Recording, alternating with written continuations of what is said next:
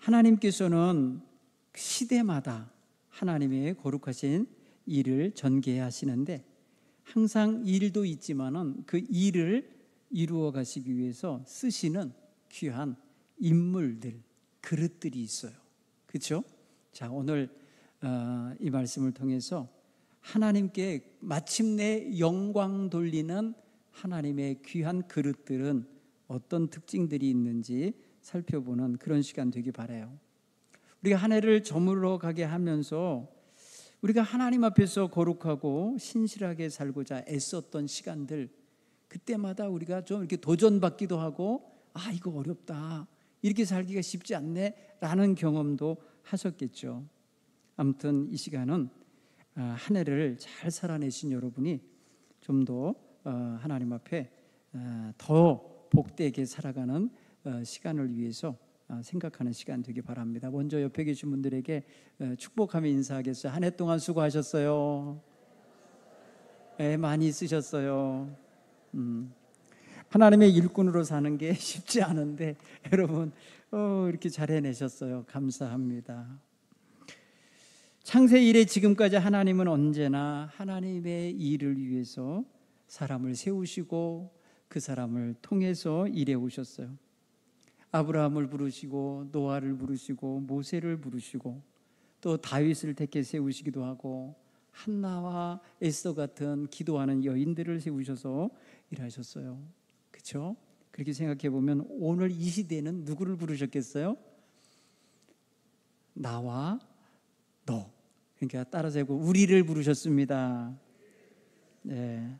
자, 하나님께서 귀히 쓰시는 일꾼들의 특징이 몇 가지가 있어요. 한번 좀 하나하나 살피실 때 내가 저런 그릇이 있나?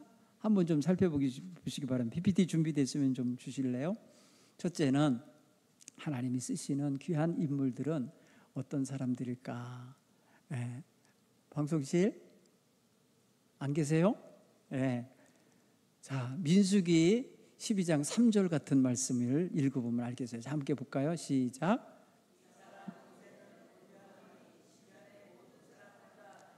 아멘. 모세는 어떤 사람이래요? 예? 온유한 사람이라고 표현했습니다. 하나님이 사용하시는 사람 중에 온유 겸손한 사람을 사용하신답니다. 특징이 그래요. 교만하고, 그죠? 거칠고, 뭐랄까요? 이렇게 모난 모습의 사람들은 잘 쓰시지 않는 것 같아요.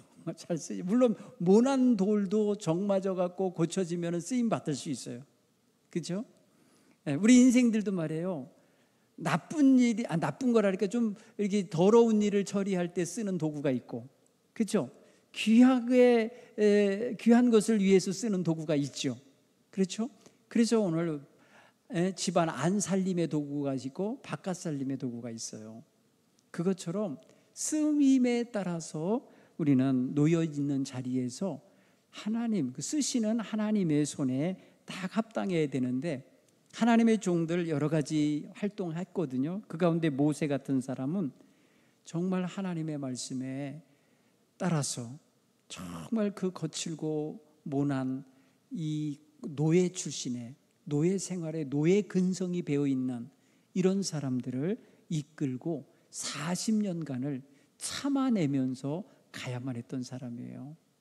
그래서 하나님은 이 모세를 뭐라고 지칭해 주냐면 온유함이 모든 사람보다 뛰어난 사람, 지면에 있는 모든 사람보다 뛰어난 온유함을 품은 사람이라고 표현해요. 여러분, 온유라고 하는 이 성품은요, 바보 같은 모습이 아니에요. 힘이 있어요. 내적으로 아주 강한 힘이 있는데 이게 하나님의 다스림을 받고 있는 거예요. 하나님의 다스림과 통제 속에 들어있는 힘을 가진 사람이에요. 그래서 여간에서 부러지지 않고 여간에서 포기하지 않고 여간에서 무너지지 않는 강단이 있는 이런 사람이에요. 그러니까 그런 면에서 보면 모세는 그런 인물로서 쓰임 받았다는 걸 알 수 있어요. 겸손한 사람, 온유한 사람이었다. 자, 두 번째는 어떤 특징을 가진 사람들을 하나님이 쓰시는가 볼까요? 아브라함 같은 예예요. 한번 좀 펼쳐보시기 바랍니다. 두 번째, 순종하는 삶이에요. 순종하는 삶. 순종하는 삶, 한번 창세기를 읽어볼까요? 여호와께서 시작. 여호와께서 아브라함에게 이르시되 너는 너의 고향 친척과 아비 집을 떠나 내가 네게 보여줄 땅으로 가라. 아멘. 이 명령이 주어졌을 때 아브라함 어떻게 했어요? 예? 그 말씀대로 따라갔고, 여러분 4절에서 분명히 아브라함은 이 지키기 어려운 명령을 말씀대로 순종했다는 거예요. 그러니까 여러분, 하나님이 쓰시는 일꾼은 순종하는 자세가 있어야 돼. 여기에 내가 해당해야 된다, 이렇게 생각하면서 한번 집어넣으셔야 돼. 때로는 이해가 되지 않는 명령일 수도 있고요, 때로는 계산상 이거는 있을 수 없는 그런 삶을 살라고 요구하시는 것도 있어요. 내게 전혀 이익이 안 될 것 같은 삶임에도 불구하고 하나님이 명령하실 수 있어요. 그런데도 그 말씀대로 따를 수 있다면 이 사람은 바로 순종의 사람이에요. 그렇죠? 순종의 사람이에요. 자, 세 번째는 어떤 특징을 갖고 있냐? 성결한 마음을 가진 사람이에요. 그러니까 깨끗한 그릇처럼, 설거지되어 있는 그릇처럼 깨끗하게 마음이 담겨져 있는 거예요. 디모데후서 2장 20절로 21절 말씀 한번 좀 읽어볼까요?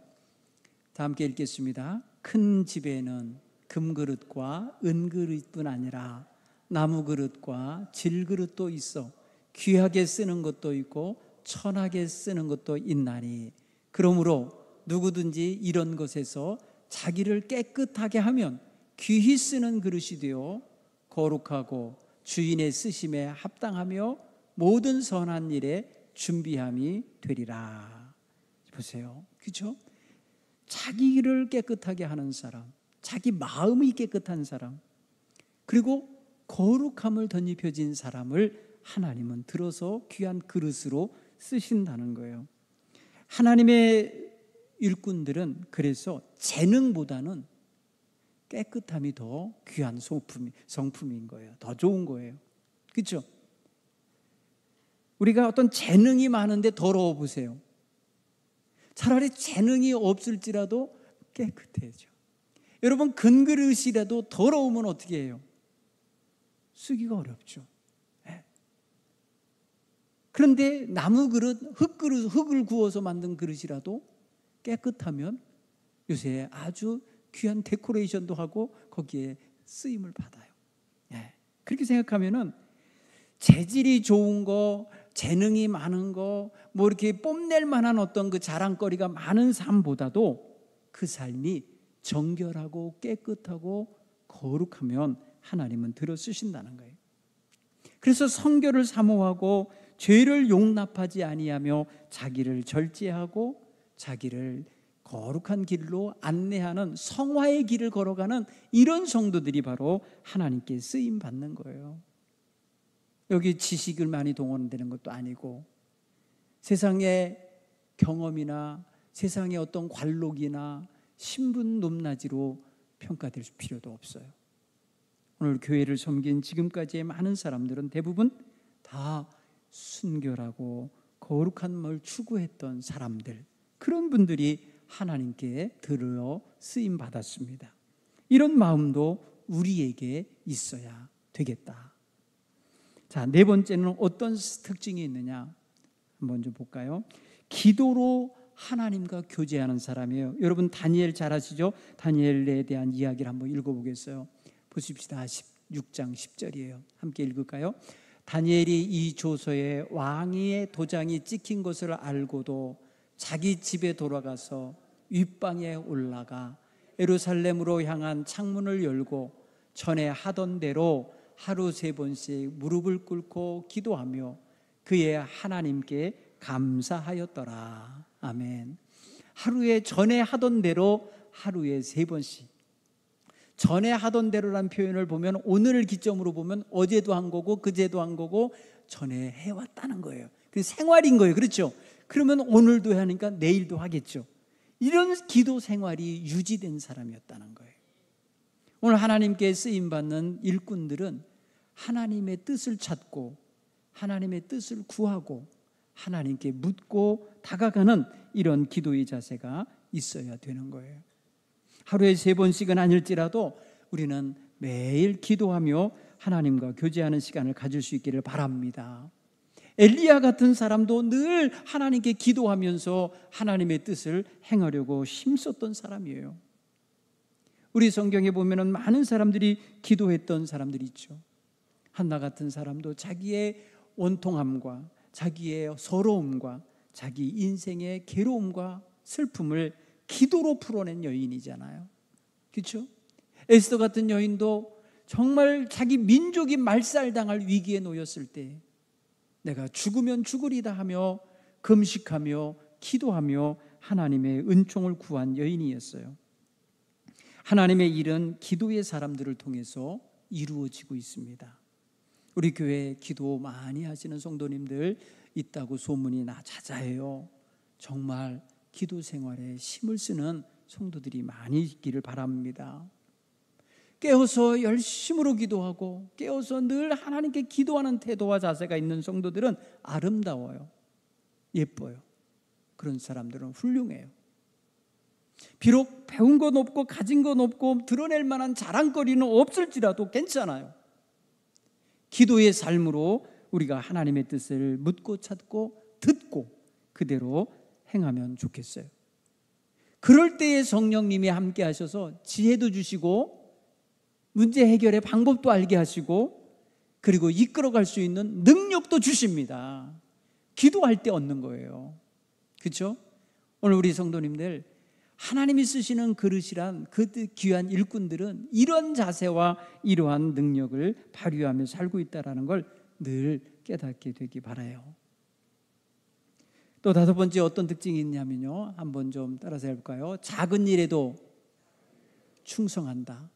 자, 오늘 마태복음 25장 이야기를 한번 읽을게요. 다 함께 읽겠습니다. 5달란트 받았던 자는 5달란트를 더 가지고 와서 이르되 주인이여 내게 5달란트를 주셨는데 보소서 내가 또 5달란트를 남겼나이다. 그 주인이 이르되 잘하였다 축하고 충성된 종아 내가 적은 일에 충성했음에 내가 많은 것을 내게 맡기리니 내 주인의 즐거움에 참여할지어다. 너무 멋진 칭찬이에요. 그렇죠? 어떤 사람이 받은 칭찬이냐? 착하고 충성된 종에게. 그러니까 우리의 마음속에 착하고 충성된 마음으로 비록 작은 일일지라도 내게 맡은 일이 소소하고 별것 아닌 것 같은 일일지라도 충성되게 이루어가는 성품을 가진 자세, 그런 종들이 칭찬을 받더라는 거죠.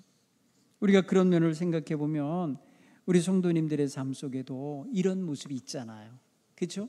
내가 큰 일만 맡아야 나는 충성하겠어.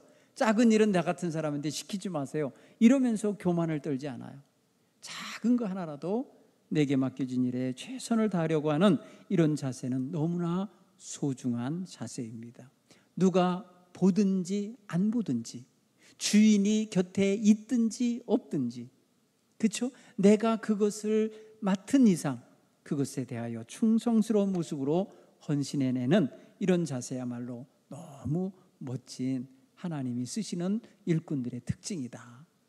오늘 우리도 이런 자세가 있게 되기를 바랍니다.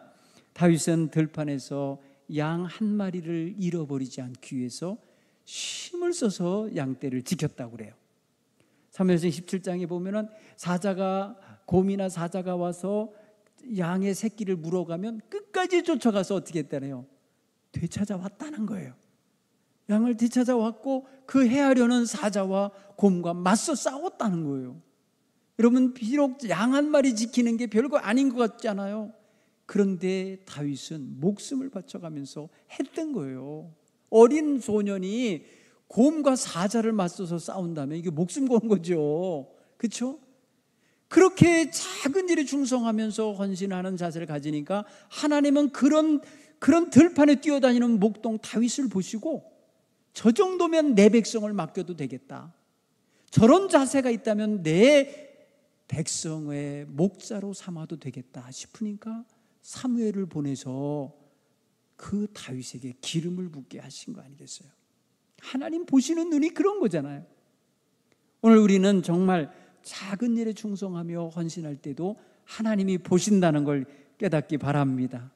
그러니까 대충 그냥 얼버무리면서 세상 살려 하지 말고 최선을 다해서 섬길 줄 아는 이런 자세가 우리에게 있기를 바랍니다. 그런가 하면은 여섯 번째 함께 생각해 볼 게 있어요. 하나님이 쓰시는 사람들은요, 사람을 사랑하고 품을 줄 알아야 돼요. 한번 성경 본문을 한번 읽어보겠습니다. 사도행전 20장 18절은요, 사도 바울이 에베소 교회의 장로들을 밀레도로 초청하여서 거기서 마지막 석별의 정을 나누고 마지막 이별의 설교를 할 때 표현하신 거예요. 다시 에베소 교회를 갈 형편이 안 돼서 에베소 교회 교인을 옆에 지역으로 오게 만들어서 하신 소리예요. 한번 들어볼게요. 한번 읽어볼까요? 그들에게 말하되 아시아에 들어온 첫날부터 지금까지 내가 항상 여러분 가운데서 어떻게 행하였는지를 여러분도 아는 바니 모든 겸손과 눈물이며 유대인의 관계로 말미암아 당한 시험을 참고 주를 섬긴 것과 유익한 것은 무엇이든지 공중 앞에서나 각 집에서나 꺼리낌 없이 여러분에게 전하고 가르치고 유대인과 헬라인들에게 하나님께 대한 회개와 우리 주 예수 그리스도께 대한 믿음을 증언한 것이라. 사도 바울은 에베소 지역 거기 핍박을 당했거든요. 사실 그곳에 제일 오래 머물러 있으면서 천막지기를 하면서 천막을 만들며 직업 생활을 하면서 두란노 서원이라는 곳에 들어가서 그곳에서 제자 훈련을 하면서 목회를 했던 그런 지역이에요. 근데 그 지역에서 나중에는 큰 환난을 당하고 핍박을 당하셔서 다른 지역으로 이동하게 됩니다. 그런데 그분들에게 지금 과거를 회고하면서 아마도 3년 전 이야기일 수 있겠죠. 3년 동안 있었고 이제 떠나가면서 하는 소리니까 그 이야기에 보면은 눈물이 있어요. 왜 눈물을 흘리겠어요? 여러분, 교회를 세워가는 전도자가 눈물을 흘릴 때의 상황을 우리는 연상해 볼 게 있어요. 핍박이 와서 괴로워서도 그럴 수 있고 죽어가는 영혼들이 불쌍해서도 그렇고 구원받았다고 하는 교회에 오는 사람이 성숙하지 않고 자꾸 빗나가는 모습을 볼 때 안타까워서 울을 수 있어요. 그렇죠? 생각해 보면 그 아픔의 눈물인 거예요. 사도 바울은 저런 눈물을 품고 있으면서 사람을 품어주신 거예요. 사랑으로. 그래서 사랑으로 저들을 돌보며 그들에 대하여 끝까지 사람을 세우는 일을 했던 거예요. 여러분, 사람을 세우는 일이 제일 어려운 것 같습니다. 여러분 보세요. 몇십 층짜리 빌딩도 몇 년 내에 지어지죠. 아무리 높은 빌딩도 몇 년 내에 지어지잖아요. 사람이 몇 년 내에 훌륭한 사람이 됩니까? 사람이 몇 년 내에 변하든가요? 그렇진 않아요. 그런 면을 생각해 보면은 너무나도 많은 세월을 보내면서 아무리 정성을 들여도 아무리 애를 써도 변화가 없을 수도 있고 성장이 없을 수도 있는 존재가 바로 사람이에요. 사람. 그렇게 생각해 보면은 사람 세워가는 일이 목회거든요. 목회는 여러분 교회 짓는 거 아니고 그 목회는요 교인들하고 뭐 이렇게 어떤 어떤 프로젝트를 해내는 그런 이벤트 회사가 아니잖아요.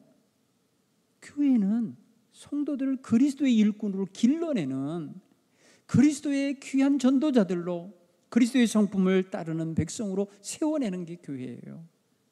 교회의 굉장히 중요한 기능 가운데 하나가 이거거든요. 사도 바울은 이 일을 위해서 눈물로서 사람을 세우는 일을 했던 거예요.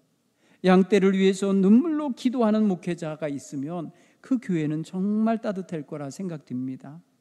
예수님께서는 선한 목자라고 자기를 표현하시면서 양떼를 위하여 자기 생명을 내어준다고 하셨어요. 전한 목자는 양떼를 위해서 자기 목숨을 바치는데, 사꾼 목자는 어떻게 한다 그랬어요? 양떼를 버리고 도망친다는 거예요.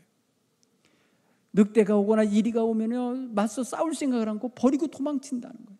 그런데 전한 목자는 양떼를 지키기 위해서 목숨을 바쳐서 지켜낸다는 거죠. 따라서 오늘 우리는 사람을 축복하고 섬기며 세워내는 일은 그 사람을 마음에 품지 않고는 안 되는 거예요. 우리 교회가 서로를 품고 주님의 일꾼으로 세워져 가는 이러한 귀한 성도들이 많은 교회가 되기를 간절히 바랍니다. 마지막으로 어떤 특징이 있다고 그랬냐면, 아까 저 서두에 말씀드린 것 따라서 해볼까요? 하나님께 영광을 돌리는 태도. 뭘 하든지 다 하나님께 영광을 돌려야 한다는 거예요. 고린도전서 10장 31절에 오늘 우리 함께 봉독했어요. 다시 한번 봉독해 볼까요? 시작. 그런즉 너희가 먹든지 마시든지 무엇을 하든지 다 하나님의 영광을 위하여 하라. 여러분, 우리들의 모든 삶의 최종 목표는 뭐예요? 하나님께 영광. 네. 장로교회에서 위스터민스터 그 신앙 고백 제1조가 그거예요. 인간은 왜 존재해야 되나? 인간은 왜 이 세상 살아야 되나? 그 이유에 묻는 대답이 뭐냐? 따라서 해볼까요? 하나님께 영광 돌리기 위해, 하나님께 영광 돌리기 위해서 인생이 세상에 있다 이거예요. 그러니까 하나님의 이름을 찬송하고 하나님의 명예를 드높이고 하나님의 이름이 널리 퍼져나가도록 만들어가는 삶이 바로 하나님의 일꾼들이 해야 될 일인 거예요. 오늘 저와 여러분의 삶 속에 하나님의 영광이 우리를 통해서 더 많이 빛나도록 하며 살아가기를 원하는 이런 소원이 있기 바랍니다. 그래서 하나님께 그러되, 하나님 저를 통해서 영광 받으세요. 네. 그래서 말하니까 금메달을 따도 하나님께 영광 돌립니다 하는 사람이 있죠. 네? 미스코리아 지인으로 뽑히고도 하나님께 영광 돌립니다 하는 사람도 있고요. 네, 무슨 일을 하면서 정말 인터뷰하는 자리에서 하나님께 먼저 감사합니다 하는 사람들이 있어요. 이게 뭐예요? 그 기회에 자기가 얻은 그 축복과 그 은총의 그 모든 산물이 하나님으로 말미암아 얻어졌습니다를 고백하는 거겠죠. 우리가 고생을 했을지라도, 우리가 땀 흘리며 눈물 흘린 과정으로 인하여 얻어진 결과라 할지라도 결국 하나님께 영광 돌릴 수 있는 이러한 성도들이 다 되셔야 할 줄 믿습니다. 하나님께서 귀히 사용하시는 사람들은 이러한 기본적인 성품들을 가지고 있어요. 여기에 더해진 게 하나 있다면 바로 오늘 오전에 제가 말씀드린 것처럼 뭐냐? 사랑이에요. 사랑이 충만해. 따뜻한 사랑이 넘치는 사람들입니다. 사람을 사랑할 줄 아는 사람, 이런 사람은요, 판단하는 것보다 먼저 이해하려고 합니다. 비난하려고 하기보다 먼저 격려하려고 합니다. 무게를 달려고 하기보다 먼저 칭찬을 해줍니다. 여러분, 사랑의 마음을 가진 사람들에게 나타나는 좋은 성향이라 믿습니다.